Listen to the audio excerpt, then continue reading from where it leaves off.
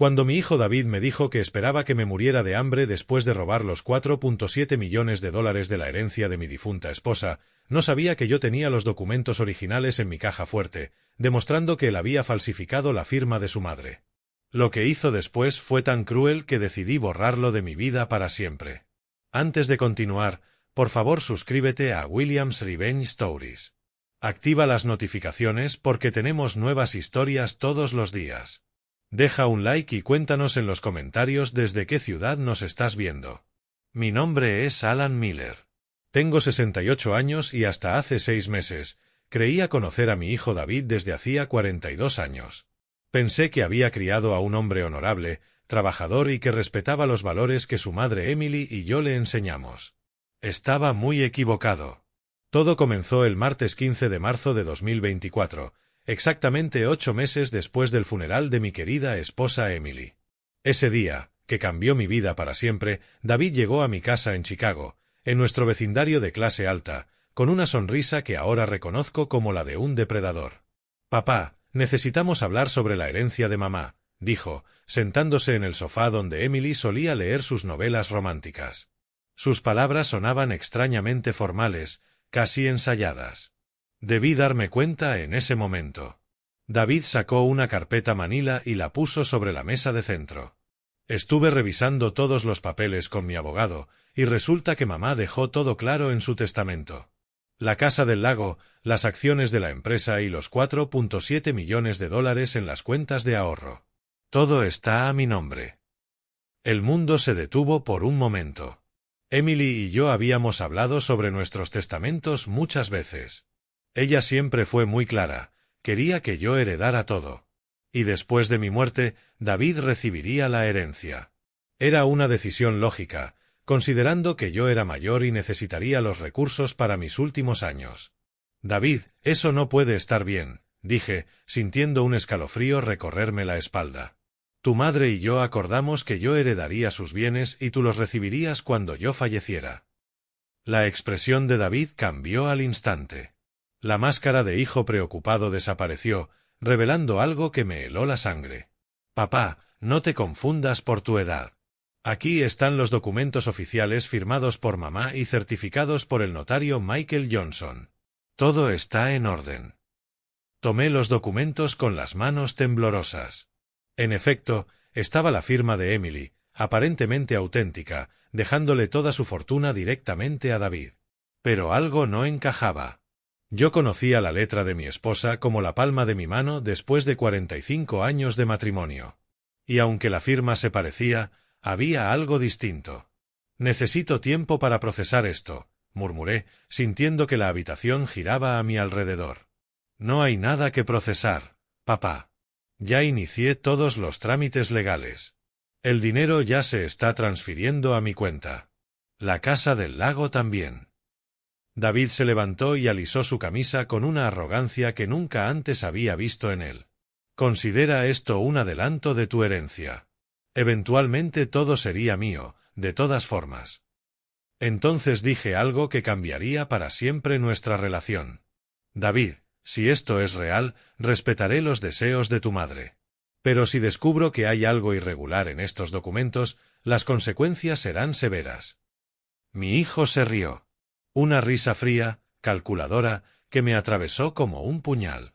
¿Consecuencias de un anciano que ni siquiera recuerda dónde deja las llaves del coche? Papá, acepta la realidad. Mamá era más inteligente que tú, y sabía que yo cuidaría mejor su dinero. Tu madre me amaba, David. Jamás habría hecho algo así sin consultarme. ¿La amabas tú? David se acercó a mí. Y por primera vez en mi vida, sentí miedo de mi propio hijo. Porque si realmente la amabas, respetaría sus últimas voluntades en lugar de cuestionar su decisión. Esa noche, después de que David se fue con una sonrisa triunfante, me senté en el estudio que había compartido con Emily durante tantos años. Sus fotografías me miraban desde cada rincón y casi podía escuchar su dulce voz diciéndome: «Alan, algo no está bien». Durante los días siguientes, David comenzó a hacer cambios drásticos en su estilo de vida. De repente tenía un nuevo BMW Serie 7. Había rentado un departamento de lujo en el centro y publicaba fotos en redes sociales de cenas en los restaurantes más caros de la ciudad. Cada vez que lo veía, una parte de mi corazón se rompía un poco más. No por el dinero, sino porque estaba descubriendo quién era realmente mi hijo. El viernes, 8 de abril, 3 semanas después de aquella conversación que cambió mi vida, David volvió a visitarme. Esta vez no venía solo a informarme. Venía a humillarme. «Papá, he estado pensando en tu situación», dijo mientras examinaba las fotos familiares como si fueran mercancía de una tienda de segunda mano. «Creo que deberías considerar mudarte a un lugar más apropiado para tu edad y tus nuevas circunstancias económicas». «Esta es mi casa, David. Viví aquí con tu madre. Todos nuestros recuerdos están aquí. Los recuerdos no pagan las cuentas, papá. Y considerando que ahora solo dependes de tu pensión», hizo una pausa dramática, saboreando cada palabra. «Mantener esta casa grande va a ser complicado». En ese momento, algo dentro de mí se rompió. No la tristeza que sentía desde hacía semanas, sino una ira fría, calculada, que jamás había experimentado. «¿Sabes qué, David?», dije levantándome lentamente de mi sillón. «Tu madre estaría tan orgullosa de ver en lo que te has convertido». Mi sarcasmo pareció divertirlo. «Oh, estoy seguro de que lo estaría. Después de todo, fue ella quien decidió dejarme todo». «Sí», respondí mirándolo directamente a los ojos. «Estoy seguro de que eso es exactamente lo que ella habría querido». Esa noche, mientras David celebraba su herencia en algún club del centro, tomé una decisión que cambiaría nuestras vidas para siempre. Fui a mi estudio y abrí la caja fuerte que Emily y yo habíamos instalado años atrás.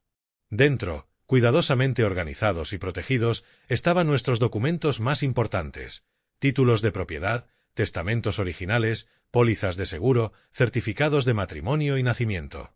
Tomé el testamento original de Emily, fechado y firmado solo 6 meses antes de su muerte, y lo comparé con los documentos que David me había mostrado. La diferencia era sutil, pero innegable para alguien que había visto la firma de Emily miles de veces. La inclinación de ciertas letras, la presión del bolígrafo, pequeños detalles que solo un esposo de 45 años notaría. David había falsificado la firma de su madre muerta para robar mi herencia. En ese instante, con la prueba irrefutable en mis manos, supe que la guerra había comenzado, y mi hijo no tenía idea de lo que se le venía encima. Lunes, 28 de abril sería el día en que David finalmente entendería las consecuencias de subestimar a su padre. Y yo estaría listo para cada una de sus llamadas desesperadas, cada uno de sus intentos de manipulación, cada una de sus súplicas de perdón. La justicia avanzaba lentamente, pero con una precisión implacable que Emily habría admirado. Y lo mejor de todo era que David aún no tenía idea de que la guerra había comenzado y que ya la estaba perdiendo.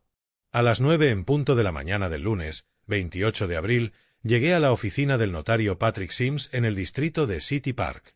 Llevaba todos los documentos necesarios para realizar los cambios más drásticos que un padre puede hacer, eliminando por completo a su hijo de su legado financiero y patrimonial.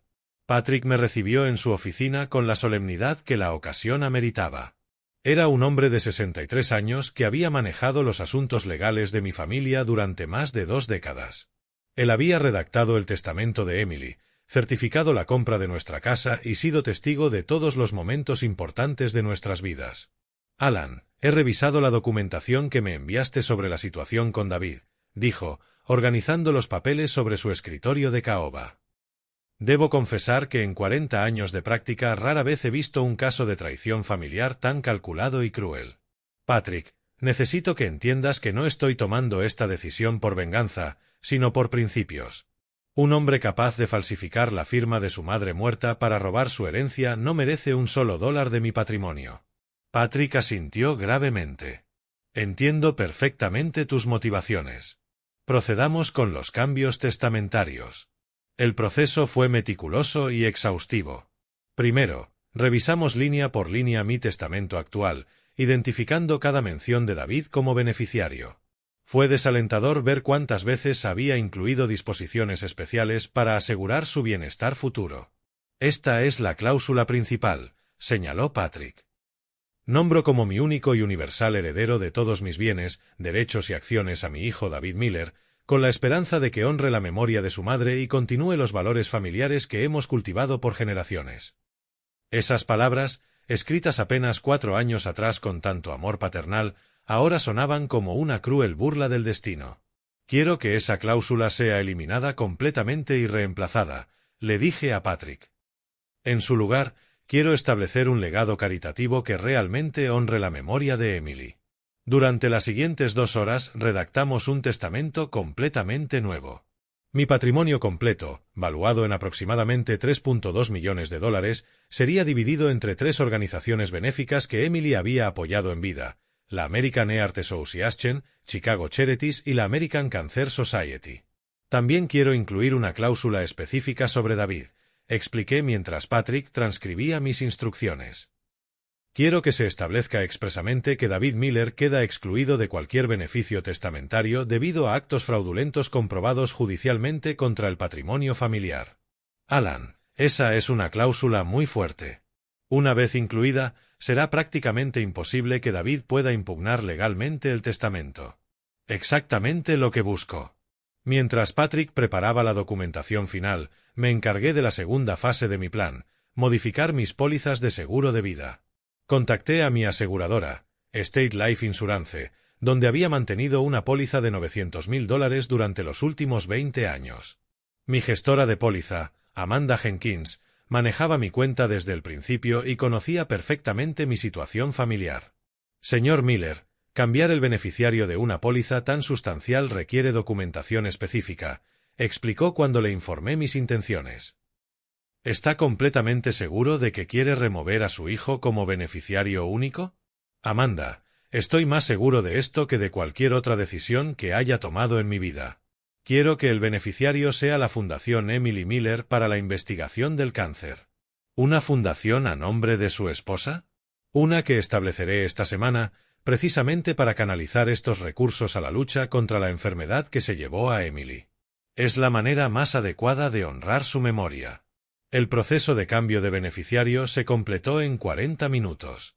David había pasado de ser el receptor de $900,000 al momento de mi muerte a no recibir absolutamente nada.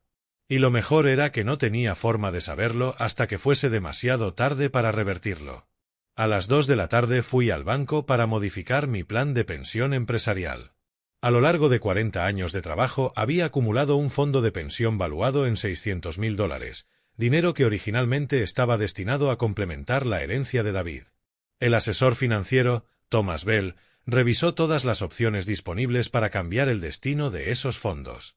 Señor Miller, puede designar nuevos beneficiarios, pero también tiene la opción de convertir el plan en una renta vitalicia que expira al momento de su muerte, explicó. Así, nadie podrá reclamar esos fondos después de que fallezca. La segunda opción suena perfecta. No quiero que un solo dólar de mi trabajo de 4 décadas termine en manos de alguien que no lo merece.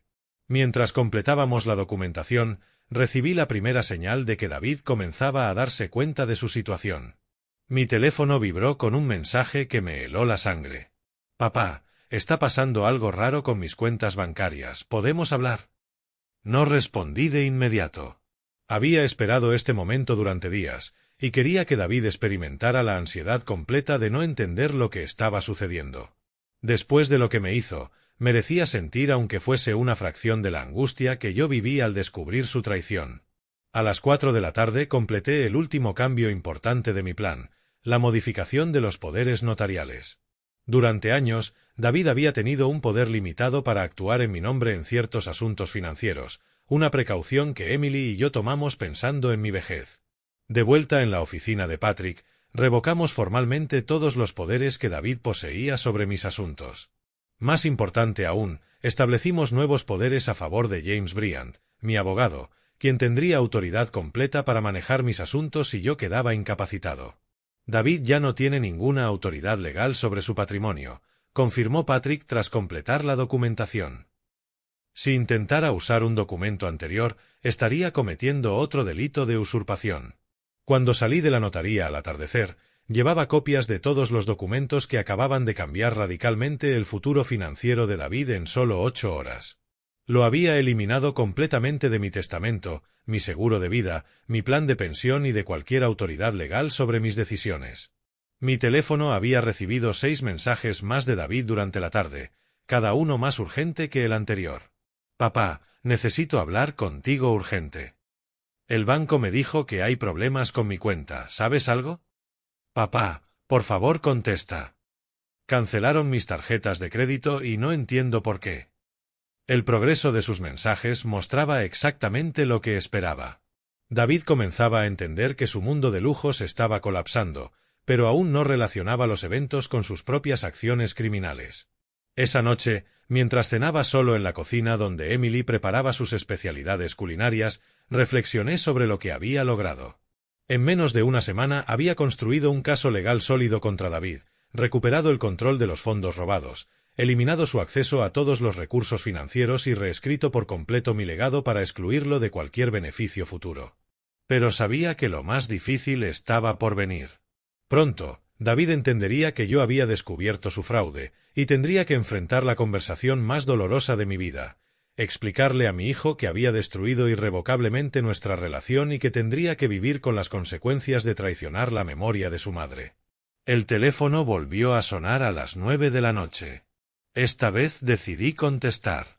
Era momento de que David comenzara a entender la magnitud de lo que había hecho.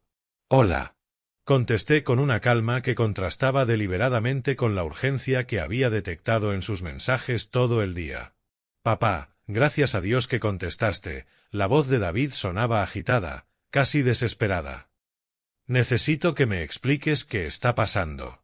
Está ocurriendo algo muy extraño con todas mis cuentas». ¿Algo extraño? Explica exactamente qué tipo de problemas estás experimentando, David. Bueno, esta mañana intenté pagar el desayuno en el hotel y mi tarjeta fue rechazada. Pensé que era un error del sistema, pero luego intenté con las otras 3 tarjetas y también fueron rechazadas. Hice una pausa, dejando que el silencio se alargara lo suficiente para que David sintiera la incomodidad. ¿Y qué más ocurrió? Fui al banco y me dijeron que mi cuenta principal está, ¿cómo dijeron?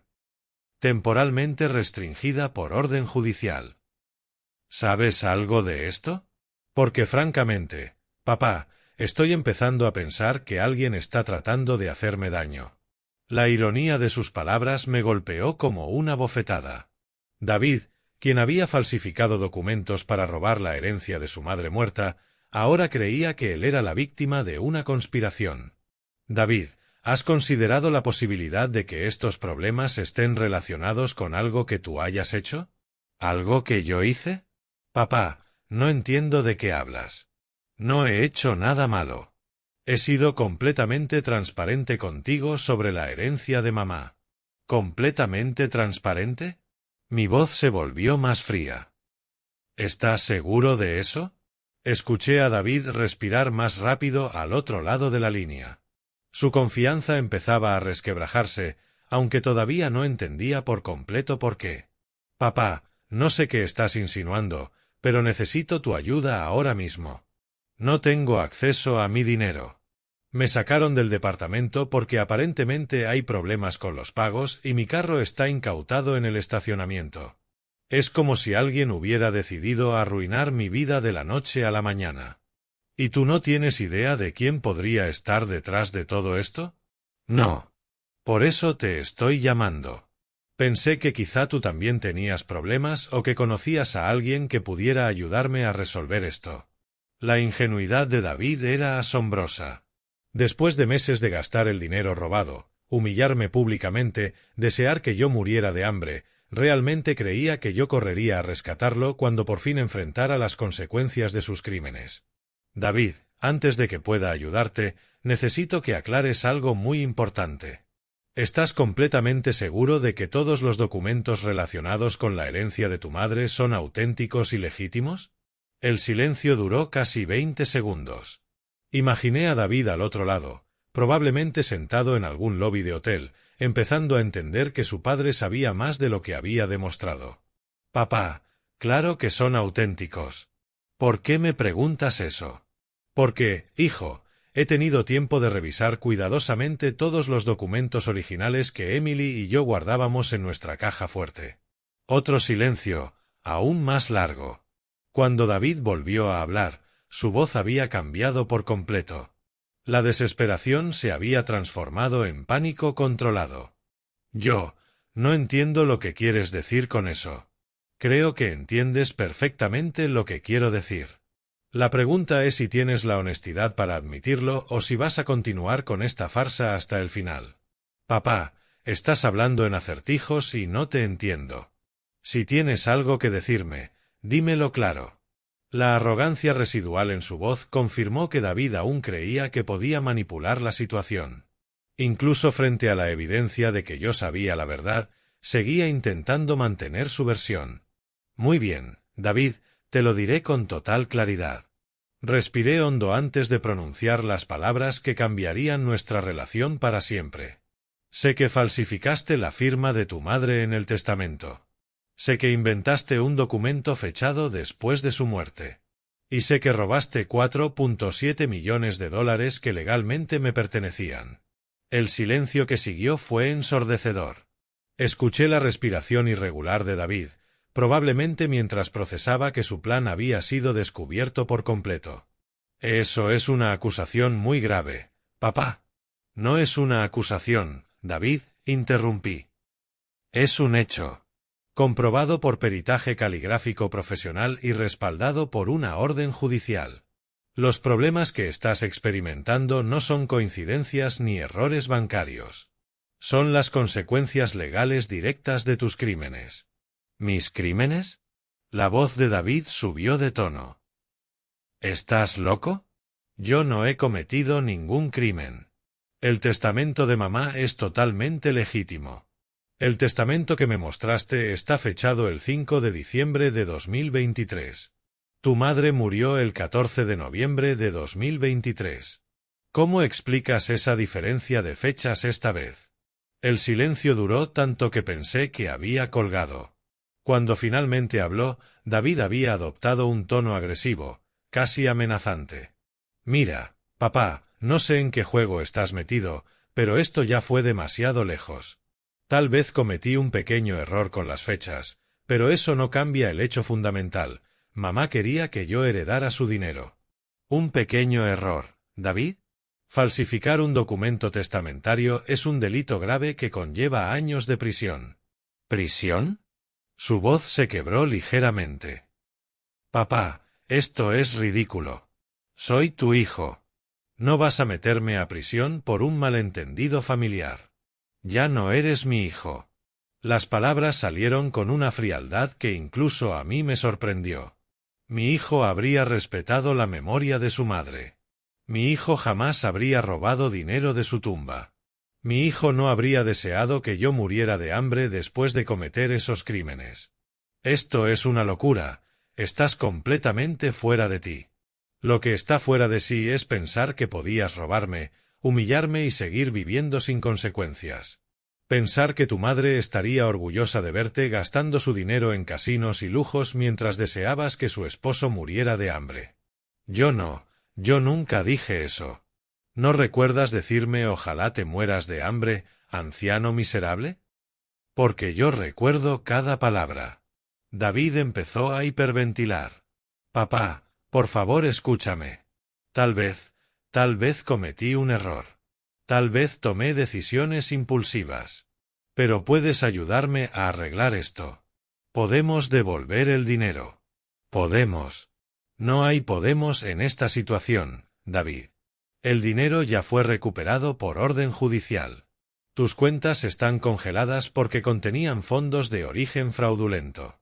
Tu contrato de arrendamiento se anuló porque se pagaba con dinero robado. Tu carro fue incautado por la misma razón. Tú hiciste todo esto. Yo presenté las pruebas ante un juez. El sistema legal hizo el resto. Eres mi padre. Se supone que debes protegerme, no destruirme. La hipocresía de sus palabras desató la rabia que llevaba semanas conteniendo. ¿Protegerte? ¿Cómo tú protegiste la memoria de tu madre cuando falsificaste su firma? ¿Cómo tú me protegiste cuando deseaste que muriera de hambre? Papá, por favor, sé que cometí errores. Pero podemos arreglar esto. Soy tu único hijo. No puedes hacerme esto. Puedo y lo hice. Y hay algo más que necesitas saber. Hice una pausa, preparándome para el golpe final. También te he eliminado completamente de mi testamento, de mi seguro de vida y de mi plan de pensión. Cuando muera, no recibirás un solo dólar de mi patrimonio. El grito que soltó David fue primitivo, casi animal. Era el sonido de un hombre que comprendía que había perdido todo por su propia avaricia y crueldad. No puedes hacer eso. Soy tu hijo. Tengo derechos.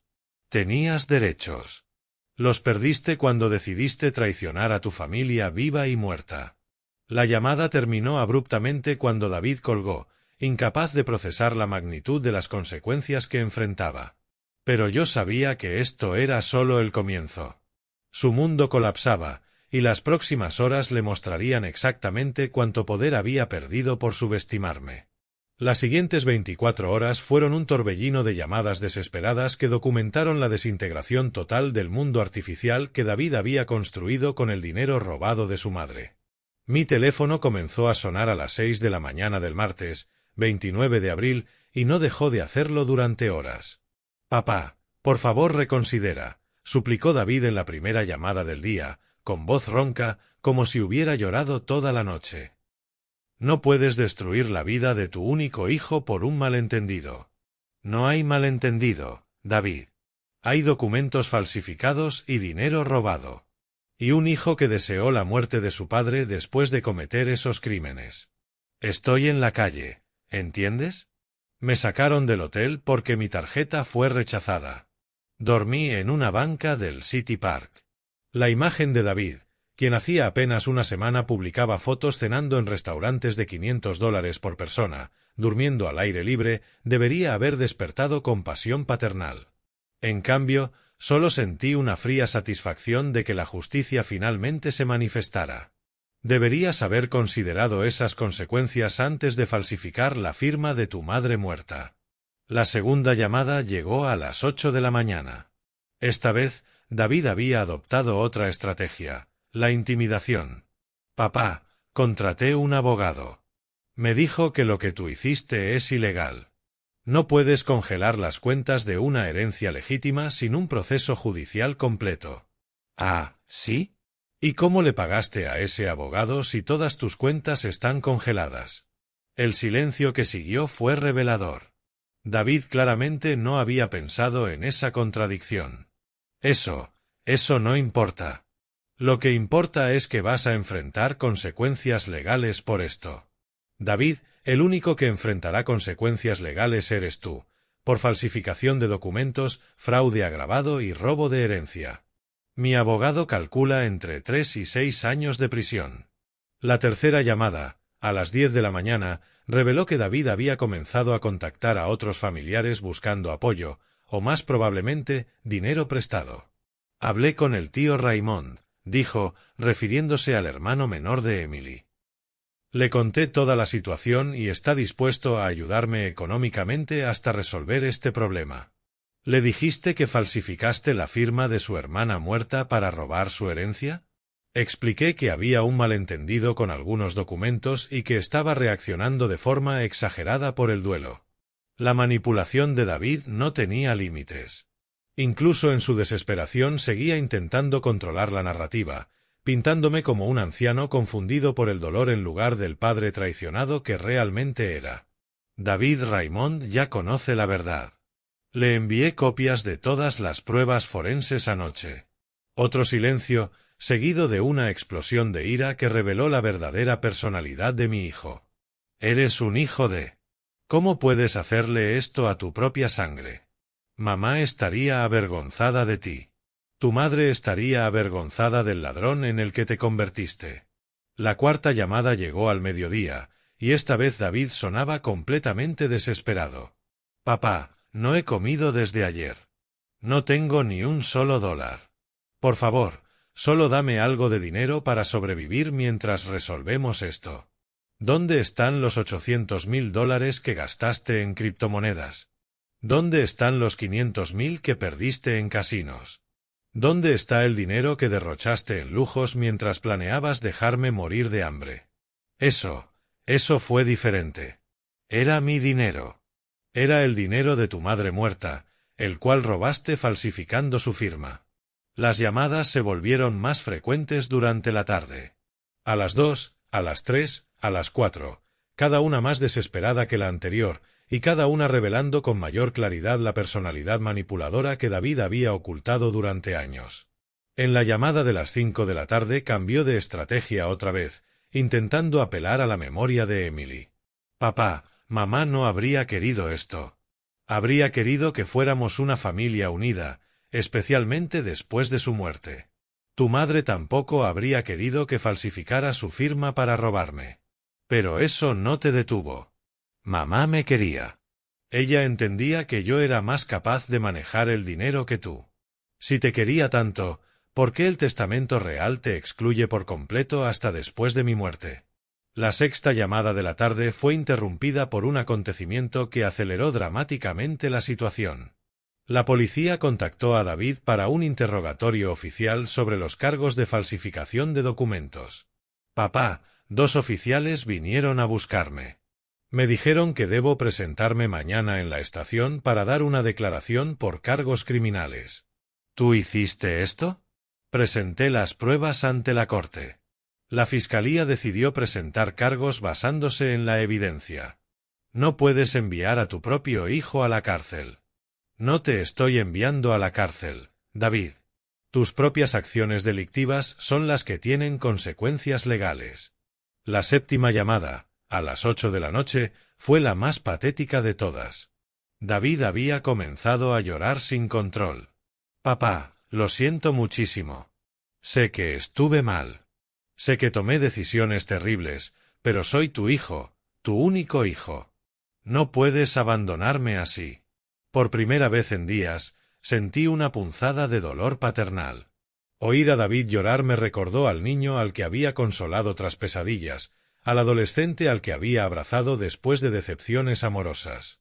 Pero entonces recordé las palabras que me había dicho apenas semanas atrás. Espero que te mueras de hambre. En la miseria, viejo patético. David, tuviste la oportunidad de ser mi hijo. La perdiste cuando decidiste robarle a tu madre fallecida y desear mi muerte. Nunca quise que murieras. Estaba enfadado. Estaba confundido.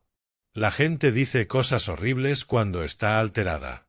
La gente decente no desea la muerte a sus padres, sin importar lo alterada que esté. Las llamadas continuaron toda la noche, a las 10, a las 11, a medianoche, a la 1 de la mañana. Cada llamada más histérica que la anterior. Cada una documentando la completa desintegración psicológica de un hombre que finalmente entendía que lo había perdido todo por su propia avaricia. En algún momento de la madrugada empecé a contar las llamadas. Para las 6 de la mañana del miércoles 30 de abril, David me había llamado exactamente 247 veces en 24 horas.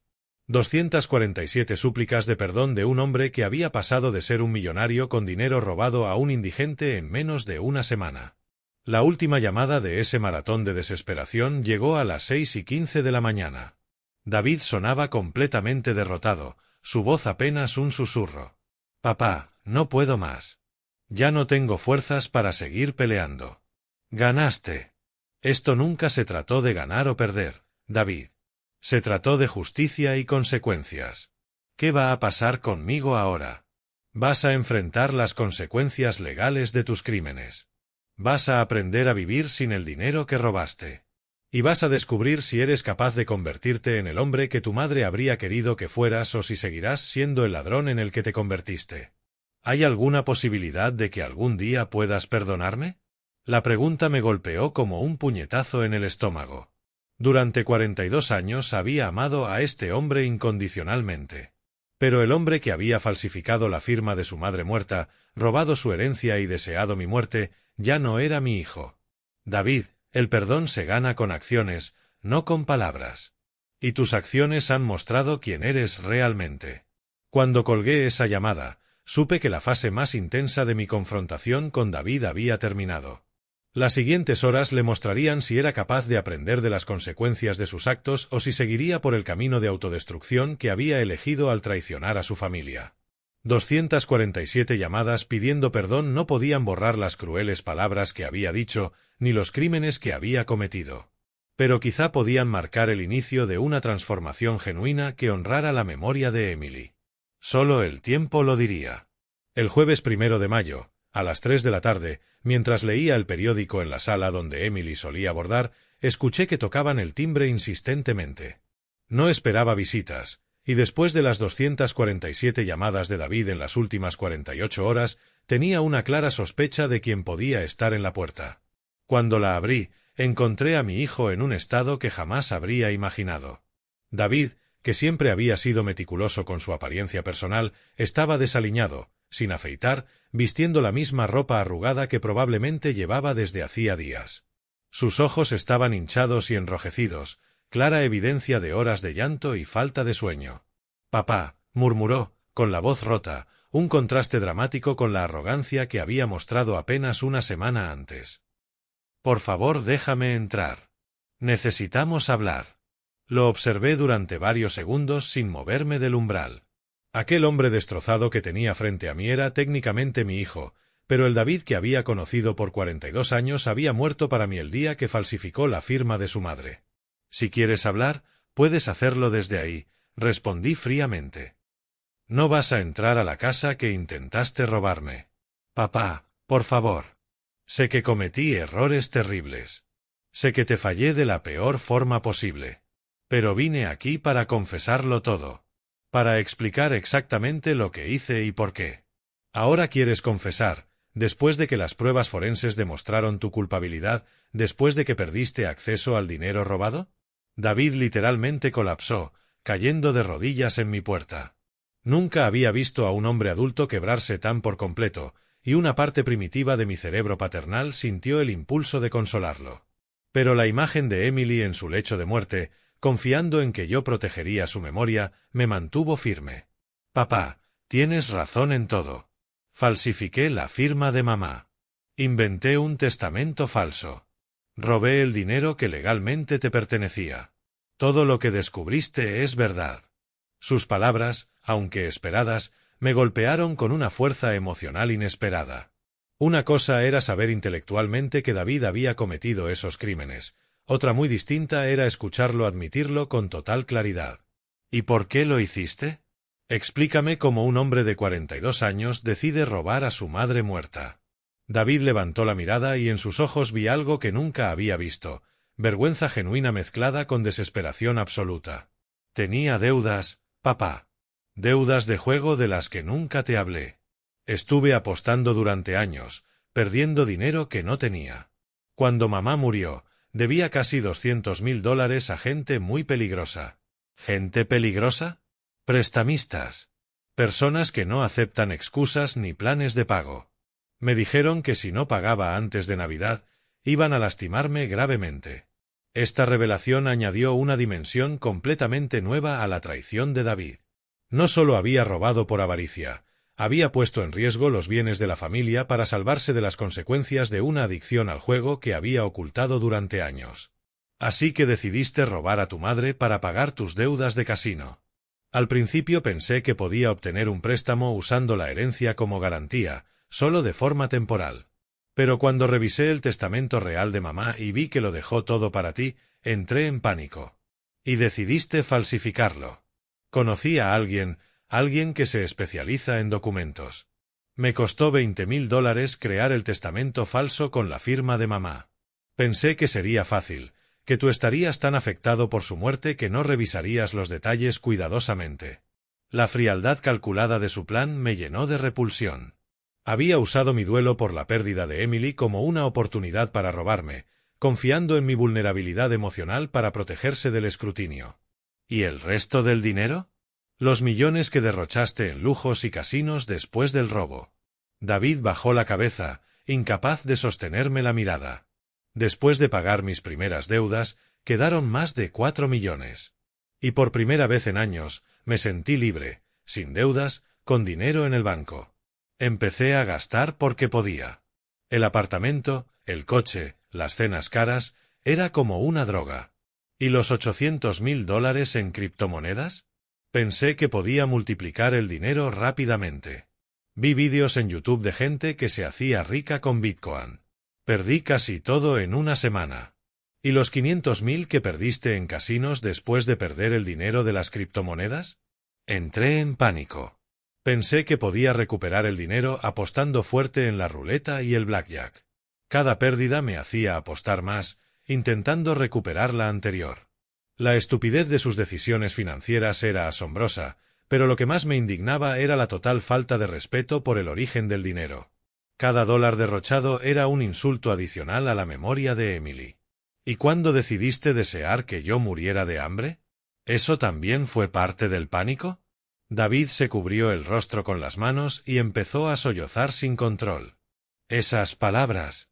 Dios mío, no puedo creer que te dijera eso. Estaba desesperado. Sabía que empezabas a sospechar. Y pensé que si te intimidaba lo suficiente, dejarías de hacer preguntas. Me deseaste la muerte, David. A mí, tu padre, que te amó incondicionalmente durante 42 años. Lo sé. Y me avergüenzo de esas palabras más que de cualquier otra cosa que haya hecho. Habría preferido robarle a 10 desconocidos antes que decirte algo tan cruel. Sus lágrimas parecían genuinas, pero la magnitud de su traición había creado un abismo entre nosotros que no estaba seguro de que pudiera cruzarse alguna vez. David, ¿entiendes que lo que hiciste no fue solo robarme dinero? Profanaste la memoria de tu madre. Falsificaste su firma después de su muerte. Usaste su tumba como una oportunidad de negocio. Sí, lo entiendo. Y entiendo que probablemente nunca puedas perdonarme. ¿Qué esperas de esta conversación? ¿Que te perdone y te devuelva acceso al dinero? ¿Que retire los cargos criminales? David se limpió las lágrimas y me miró directamente por primera vez desde que había llegado. No espero nada de ti, papá. Vine porque necesitaba que supieras toda la verdad, no solo los hechos que descubriste en la investigación legal. Necesitaba que entendieras que, aunque mis acciones fueron imperdonables, nunca dejé de quererte como padre. ¿Me querías cuando falsificaste la firma de tu madre muerta? No. En esos momentos, el miedo y la desesperación habían reemplazado todo, incluso mi amor por ti y mi respeto por mamá. ¿Y ahora? Ahora que lo perdiste todo, el amor ha regresado convenientemente. El amor nunca se fue del todo, papá. Estaba enterrado bajo capas de pánico, avaricia y estupidez. Pero estar en la calle estos días, sin nada, enfrentando la posibilidad real de ir a prisión, me hizo recordar lo que realmente importa. Guardé silencio durante varios minutos, observando a ese hombre roto que técnicamente seguía siendo mi hijo biológico, pero que se había convertido en un desconocido por sus propias decisiones. David, ¿qué vas a hacer ahora? ¿Cómo piensas vivir sin el dinero que robaste? No lo sé, admitió sinceramente. Supongo que tendré que conseguir un trabajo. Algo que no he hecho en años, porque siempre tuve acceso a tu dinero o al dinero robado. Tendré que aprender a vivir como una persona normal. ¿Y las consecuencias criminales? Mi defensor público dice que, con las pruebas que presentaste, probablemente enfrente entre 2 y 4 años de prisión. Dice que si coopero completamente y muestro remordimiento genuino, tal vez obtenga una sentencia suspendida. La posibilidad de que mi hijo fuera a prisión por sus crímenes finalmente tomó forma completa en mi mente. Era lo que yo había buscado con mi demanda, pero escucharlo expresado tan claramente producía una mezcla compleja de satisfacción moral y dolor paternal. David, dije finalmente, quiero que entiendas algo con absoluta claridad. El dinero ya no es tuyo. Ha sido devuelto al patrimonio legítimo y las autoridades están rastreando cada dólar para garantizar su recuperación total. No hay vuelta atrás en eso. Lo entiendo. También quiero que entiendas que, aunque aprecio tu confesión, esta no cambia las consecuencias de tus actos. Has destruido nuestra relación padre-hijo de una forma que quizás sea irreparable. David asintió lentamente, con nuevas lágrimas en sus mejillas. Lo entiendo, papá. Solo espero que algún día, quizá dentro de algunos años, puedas encontrar una manera de perdonarme lo suficiente como para permitirme intentar ser el hijo que siempre debí ser. Cuando cerré la puerta tras esa conversación, supe que había llegado el momento de tomar la decisión final sobre el futuro de mi relación con David. Esa noche, después de que David se marchara, completamente destruido, me senté en el estudio de Emily con una taza de té de manzanilla, el que ella solía preparar cuando necesitábamos tomar decisiones importantes. Las fotografías de nuestra vida juntos me observaban desde los estantes, recordándome constantemente que todas mis acciones debían honrar su memoria y los valores que compartimos durante 45 años. Durante horas, reflexioné sobre la confesión de David. Su admisión completa de culpabilidad, aunque tardía, había revelado aspectos de su personalidad que jamás había sospechado. La adicción al juego, las deudas con prestamistas peligrosos, la planificación fría del robo, todo dibujaba el retrato de un hombre que había vivido una doble vida durante años. El viernes 2 de mayo amaneció gris y lluvioso, como si el cielo reflejara mi estado emocional. A las 9 de la mañana recibí una llamada de James con noticias que acelerarían definitivamente el proceso legal. Alan, tengo actualizaciones importantes sobre el caso de David, dijo con un tono más serio de lo habitual. La Fiscalía ha decidido acelerar el caso debido a la confesión que David hizo ayer ante la policía. ¿Confesión ante la policía? Ayer estuvo en mi casa confesándome a mí, pero no mencionó haber hablado con las autoridades. Al parecer, después de visitarte, fue voluntariamente a la comisaría y repitió la misma confesión completa que te dio. Admitió la falsificación de documentos, el robo de la herencia, todo. Esta información realmente me sorprendió. Después de nuestro encuentro, David había tomado la iniciativa de confesar oficialmente sus crímenes, algo que podría haber evitado si hubiese contratado a un buen abogado defensor. ¿Qué significa esto para el proceso judicial? Significa que el caso se resolverá mucho más rápido. Con una confesión completa y pruebas forenses sólidas, la Fiscalía está dispuesta a negociar una sentencia. David podría enfrentar 18 meses de prisión suspendida y 5 años de libertad condicional, además de la obligación de devolver todo el dinero. Pero el dinero ya fue recuperado mediante el embargo judicial. Correcto. Pero David tendría que pagar una multa adicional equivalente al 20% del monto robado como penalización. En este caso, alrededor de $1 millón. ¿$1 millón? ¿Cómo va a pagar esa cantidad si no tiene recursos? Tendrá que trabajar y destinar una parte de sus ingresos durante años para pagar esa deuda al Estado. Es parte del proceso de rehabilitación del sistema judicial. Esa tarde, mientras organizaba todos los documentos relacionados con la recuperación del patrimonio de Emily, recibí una visita inesperada. Raymond Hill, el hermano menor de Emily, llamó a mi puerta con una expresión grave que reconocí de inmediato. Alan, dijo tras invitarlo a pasar, necesitamos hablar sobre David y sobre lo que va a pasar con él ahora. Raymond tenía 61 años y había sido muy cercano a Emily toda su vida. Como maestro jubilado, siempre había tenido una perspectiva equilibrada sobre los asuntos familiares, y su opinión había influido en muchas de las decisiones importantes que Emily y yo tomamos a lo largo de los años. ¿Qué tienes en mente, Raymond? He estado reflexionando sobre toda esta situación desde que me enviaste la documentación sobre lo que hizo David. Como hermano de Emily, estoy absolutamente indignado por la profanación de su memoria. Pero como tío de David, también estoy preocupado por lo que va a pasar con él. David tendrá que enfrentar las consecuencias de sus actos. Es lo que Emily habría querido. Coincido contigo completamente. Pero también creo que Emily habría querido que le diéramos una oportunidad de redimirse, siempre y cuando fuera genuina y requiriera un sacrificio real de su parte. Las palabras de Raymond me impactaron profundamente porque reflejaban exactamente el tipo de dilemas morales que Emily y yo solíamos discutir. Ella siempre creyó en las segundas oportunidades, pero solo para quienes demostraban un cambio auténtico mediante acciones, no solo palabras.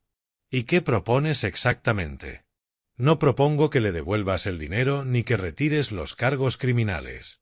Propongo que, después de que cumpla su sentencia y demuestre un cambio real durante al menos 2 años, consideres la posibilidad de restablecer una relación mínima con él. Raymond, David falsificó la firma de tu hermana muerta, robó millones de mí y deseó que muriera de hambre. Lo sé, y esas acciones son imperdonables. Pero también sé que Emily amaba profundamente a David, y estaría devastada si supiera que sus actos criminales resultaron en la destrucción permanente de su familia. Pasamos las siguientes 2 horas discutiendo todos los aspectos de la situación. Raymond no defendió las acciones de David ni minimizó la gravedad de sus crímenes, pero sí argumentó que el castigo completo y la posible rehabilitación deberían abrir la puerta a una eventual reconciliación limitada. El sábado 3 de mayo recibí una llamada que cambiaría mi perspectiva sobre las posibilidades de redención de David. El director de un centro de rehabilitación para adictos al juego en las afueras de Chicago me llamó. Señor Miller, mi nombre es Charles Vaughan, director del centro Summit Recovery. Su hijo David se presentó aquí voluntariamente ayer, solicitando ingreso a nuestro programa residencial de rehabilitación. ¿Programa residencial? Sí. Es un tratamiento intensivo de 6 meses para personas con adicción severa al juego. David nos explicó toda su situación legal y financiera, y pidió específicamente el programa más riguroso que ofrecemos. ¿Y cómo puede pagar ese tratamiento si no tiene recursos? Esa es precisamente la razón de mi llamada.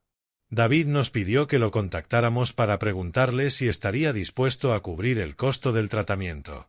Son $12,000 por el programa completo. Esta solicitud me colocó en una posición extraordinariamente compleja. David, indirectamente, me pedía que financiara su rehabilitación, lo cual podía interpretarse como otra forma de manipulación para obtener dinero. Pero también podía ser evidencia genuina de que reconocía su problema y quería corregirlo antes de destruir por completo su vida. Señor Vaughan, necesito pensar en esta solicitud. ¿Puede darme algunos detalles sobre lo que incluye exactamente este programa? Por supuesto. Es un programa residencial donde los pacientes viven en nuestras instalaciones durante 6 meses. Incluye terapia individual diaria, terapia grupal, educación financiera, rehabilitación laboral y seguimiento psiquiátrico. También incluye terapia familiar para reconstruir relaciones dañadas por la adicción. ¿Terapia familiar? Sí. Trabajamos con los familiares afectados por las acciones del adicto. En el caso de David, mencionó específicamente que quería sesiones donde pudiera trabajar en reparar el daño que le causó a usted. Esa noche, mientras caminaba por el jardín donde Emily cultivaba sus rosas, me encontré frente a la decisión más difícil de todo este proceso. ¿Debía darle a David la oportunidad de demostrar que su arrepentimiento era genuino financiando su rehabilitación? ¿O sería esto simplemente otra forma de manipulación, un intento más de obtener dinero usando la culpa y la esperanza como herramientas? El domingo 4 de mayo, tras una noche casi sin dormir, tomé una decisión que definiría el futuro de mi relación con David. Llamé al centro de rehabilitación y hablé directamente con Charles Vaughan. Señor Vaughan, estoy dispuesto a financiar el tratamiento de David bajo ciertas condiciones muy específicas. ¿Qué condiciones, señor Miller? Primera condición. David debe completar el programa de 6 meses sin abandonarlo voluntariamente. Si se va antes de terminar, no recibirá jamás ninguna ayuda adicional de mi parte. Entiendo. Segunda condición. Durante esos 6 meses, David no puede contactarme directa ni indirectamente. No llamadas, no cartas, no mensajes a través de terceros. Quiero que su rehabilitación sea totalmente independiente de cualquier esperanza de reconciliación conmigo. Esa es una condición muy estricta.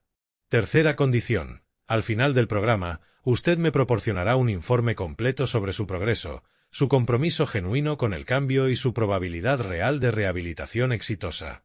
Solo entonces consideraré la posibilidad de una comunicación muy limitada. ¿Y si completa el programa exitosamente?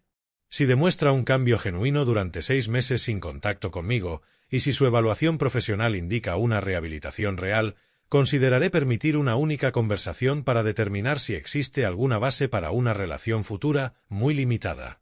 Señor Miller, estas son condiciones muy exigentes, pero creo que podrían ser exactamente lo que David necesita para demostrar que su arrepentimiento es auténtico. Cuando colgué esa llamada, supe que había tomado una decisión que Emily habría aprobado. No estaba dándole a David una segunda oportunidad gratuita. Le estaba dando la oportunidad de ganarse una segunda oportunidad a través de esfuerzo, sacrificio personal y cambios demostrables. Si fallaba, confirmaría que seguía siendo irremediablemente manipulador y perdería toda posibilidad de reconciliación futura. Si tenía éxito, abriría la puerta a una relación limitada y condicional que honrara tanto la justicia como la compasión. El destino de nuestra relación padre-hijo estaba ahora completamente en manos de David. Los siguientes 18 meses transcurrieron en absoluto silencio entre David y yo, tal como lo estipulé en las condiciones para financiar su rehabilitación. Durante ese periodo, mi vida adoptó una rutina completamente distinta, marcada por la ausencia definitiva de Emily y de David, las dos personas que habían definido mi existencia durante décadas. En julio de 2024, recibí la notificación oficial de que David había sido sentenciado a 18 meses de prisión condicional y 5 años de libertad supervisada, exactamente como James había predicho. La sentencia incluía la obligación de pagar la multa de $1 millón al Estado, la cual se deduciría de sus futuros ingresos laborales durante los siguientes 15 años. Durante esos meses de silencio, establecí rutinas que me ayudaron a reconstruir mi identidad como hombre independiente. Comencé a tomar clases de pintura los martes por la mañana, algo que Emily siempre había querido que probara. Me uní a un club de lectura los jueves por la tarde, donde discutíamos novelas clásicas estadounidenses. Los sábados por la mañana, voluntariaba en un comedor comunitario dirigido por Caridades de Chicago. En septiembre, recibí informes mensuales del Centro de Rehabilitación sobre el progreso de David, tal como habíamos acordado. Charles Vaughan me enviaba resúmenes profesionales que documentaban la evolución de mi hijo sin revelar detalles personales que pudieran dar lugar a manipulación emocional. Septiembre de 2024. El paciente ha completado su primer mes sin incidentes. Participa activamente en terapias individuales y grupales. Ha iniciado cursos de educación financiera y control de impulsos. Octubre de 2024. El paciente muestra un progreso significativo en el reconocimiento de patrones destructivos. Ha comenzado trabajo comunitario dentro del centro. No hay intentos de contacto no autorizado fuera del programa. Noviembre de 2024. El paciente ha completado la certificación en carpintería básica como parte de la rehabilitación laboral. Continúa demostrando un compromiso genuino con el proceso. Evaluaciones psicológicas muestran una reducción significativa de conductas compulsivas. En febrero de 2025, exactamente un año después de que comenzara esta pesadilla, tomé una decisión que meses atrás habría parecido impensable. Establecí oficialmente la Fundación Emily Miller para la investigación del cáncer de páncreas. Asigné $2 millones de mi patrimonio personal a esta fundación, convirtiéndola en una de las organizaciones privadas más importantes del país, dedicada específicamente a la enfermedad que había arrebatado a Emily. La fundación financiaría investigación médica, brindaría apoyo a familias afectadas y mantendría viva la memoria de Emily de una manera que ella habría aprobado completamente. Durante la ceremonia de inauguración, realizada en el hospital donde Emily había recibido tratamiento, hablé públicamente sobre mi motivación para establecer la fundación. Mi esposa, Emily Miller, luchó contra el cáncer de páncreas con una dignidad y coraje que me inspiraron durante sus últimos meses. Esta fundación representa su verdadero legado, la esperanza de que ninguna otra familia tenga que enfrentar esta enfermedad sin los recursos necesarios para luchar. No mencioné a David durante mi discurso, pero su ausencia física y emocional estaba presente en cada palabra. La fundación era mi forma de honrar a Emily utilizando recursos que él había intentado robar para fines completamente opuestos. En abril de 2025, recibí el informe más significativo del Centro de Rehabilitación. Abril de 2025. El paciente ha completado exitosamente 8 meses del programa. Ha obtenido certificación profesional en carpintería y trabajos eléctricos. Ha comenzado trabajos remunerados dentro del centro, destinando el 50% de sus ingresos al fondo de la multa estatal. Evaluaciones psiquiátricas confirman la completa ausencia de conductas de juego compulsivo. Recomendamos considerar la fase final del programa. En mayo, 2 días antes del aniversario de mi confrontación inicial con David, recibí una llamada de Charles Vaughan que había estado anticipando durante meses. Señor Miller, David ha completado oficialmente el programa residencial de 6 meses. Ha cumplido con todos los requisitos y ha demostrado una transformación genuina y sostenible. ¿Cuál es su evaluación profesional sobre la probabilidad de que mantenga estos cambios? En mis 20 años dirigiendo este centro, David está entre el 5% de los pacientes que muestran un cambio profundo y auténtico. Su compromiso no ha flaqueado en 6 meses. Ha desarrollado habilidades laborales reales y ha trabajado extensamente en la responsabilidad familiar. ¿Ha mencionado expectativas sobre reconciliación conmigo? Eso es una de las cosas más impresionantes de su proceso. Nunca ha expresado expectativas de perdón o reconciliación. Ha trabajado en su rehabilitación con la comprensión clara de que podría no resultar en la restauración de su relación familiar. ¿Qué recomienda como siguiente paso? Recomiendo que considere la conversación única que mencionó en sus condiciones originales. David ha ganado el derecho a esa oportunidad, pero la decisión sobre cualquier relación futura sigue siendo completamente suya. Esa noche, mientras cenaba solo en la cocina donde Emily solía experimentar con recetas mediterráneas, reflexioné sobre los extraordinarios cambios que habían ocurrido en mi vida durante los últimos 18 meses. Había pasado de ser un viudo vulnerable, robado por su propio hijo, a convertirme en un hombre independiente que había recuperado su dignidad, establecido un legado significativo para su esposa y hecho cumplir consecuencias reales por la traición familiar. David, según todos los informes profesionales, había pasado de ser un adicto manipulador que falsificaba documentos y deseaba la muerte de su padre a convertirse en un hombre que trabajaba honestamente para pagar sus deudas y aceptaba la posibilidad de vivir sin reconciliación familiar. El jueves 15 de mayo de 2025, exactamente un año después de que David comenzara su rehabilitación, tomé la decisión de honrar mi compromiso original. Llamé a Charles Vaughan y acordamos una reunión supervisada en el centro de rehabilitación.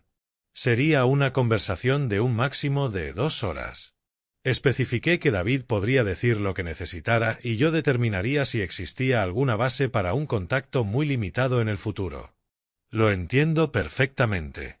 Señor Miller, ¿hay condiciones específicas para esta reunión? Sí. Quiero que David comprenda claramente que esta conversación no garantiza nada. No implica perdón automático. No restaura derechos financieros. Y no promete ningún tipo de relación futura. Es simplemente una oportunidad para demostrar si su transformación es auténtica. Le explicaré exactamente esas palabras. Cuando colgué esa llamada, supe que me dirigía hacia la conversación más importante y difícil de mi vida. Durante 18 meses había vivido sin David. Había construido una nueva identidad, honrado la memoria de Emily y encontrado propósito ayudando a otras familias afectadas por el cáncer. La pregunta ahora era si David había utilizado esos mismos 18 meses para convertirse genuinamente en el hombre que su madre habría querido que fuera, o si simplemente había aprendido a manipular mejor el sistema para conseguir esta oportunidad. En 3 días, tendría finalmente la respuesta. El lunes 18 de mayo de 2025, a las 10 de la mañana en punto, llegué al Summit Recovery Center para la conversación que determinaría si David había experimentado una transformación genuina o si solo había perfeccionado sus habilidades manipuladoras durante 18 meses de rehabilitación obligatoria. Charles Vaughan me recibió en su oficina con la seriedad que la ocasión merecía. Durante los últimos meses habíamos desarrollado una relación profesional basada en informes clínicos y evaluaciones objetivas. Pero esta sería la primera vez que vería directamente los resultados de su trabajo con David. Señor Miller, antes de que comience la conversación, quiero que sepa que David ha sido informado completamente sobre las condiciones de esta reunión. Entiende que no tiene garantías, que usted no ha prometido nada y que esta podría ser la única oportunidad que tiene de comunicarse con usted. ¿Cómo reaccionó ante esas condiciones? Con aceptación total, me dijo que simplemente estaba agradecido por la oportunidad de demostrar que había cambiado, independientemente de si esto resultaba en algún tipo de relación futura. Charles me condujo a una pequeña sala de conferencias con ventanas que daban al jardín del centro. Las paredes estaban decoradas con certificados de finalización del programa de antiguos pacientes, recordatorios tangibles de que la rehabilitación genuina era posible para quienes estaban dispuestos a trabajar por ella. Cuando David entró en la sala, necesité varios segundos para reconocerlo por completo. El hombre que había estado en mi puerta hace 18 meses, desaliñado y desesperado, había sido reemplazado por alguien que irradiaba calma y dignidad, algo que no había visto en él durante años. David había perdido peso, pero de manera saludable, que sugería ejercicio regular y buena alimentación. Su cabello estaba bien cortado. Llevaba ropa de trabajo limpia y modesta, y sus manos mostraban las callosidades de alguien que había realizado trabajo físico real. Pero lo más impresionante era su expresión, serena, sin rastro de la arrogancia previa ni de la desesperación manipuladora que había mostrado durante su colapso. «Papá», dijo simplemente, sin intentar acercarse para abrazarme o tener contacto físico. «Gracias por darme esta oportunidad, David», respondí, también manteniéndome formal y distante.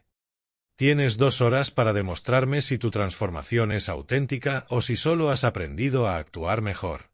Se sentó frente a mí con las manos entrelazadas sobre la mesa, y durante varios minutos simplemente nos observamos en silencio, como evaluándonos mutuamente después de una ausencia que nos había cambiado profundamente a ambos. «Papá, durante estos 18 meses he tenido tiempo de reflexionar profundamente sobre cada terrible decisión que tomé, cada palabra cruel que dije y cada forma en que traicioné todo lo que tú y mamá me enseñaron durante 42 años. Adelante. Quiero empezar con algo más importante que cualquier disculpa. Quiero que sepas exactamente cómo he usado estos 18 meses para convertirme en un hombre diferente». David procedió a contarme en detalle su experiencia de rehabilitación, pero no de manera autocompasiva como esperaba. Se centró en las habilidades específicas que había desarrollado, el trabajo que había realizado y las formas concretas en que había cambiado sus patrones de pensamiento y comportamiento. Trabajo como carpintero y electricista certificado desde hace 8 meses. Gano $1.200 al mes haciendo reparaciones y construcciones.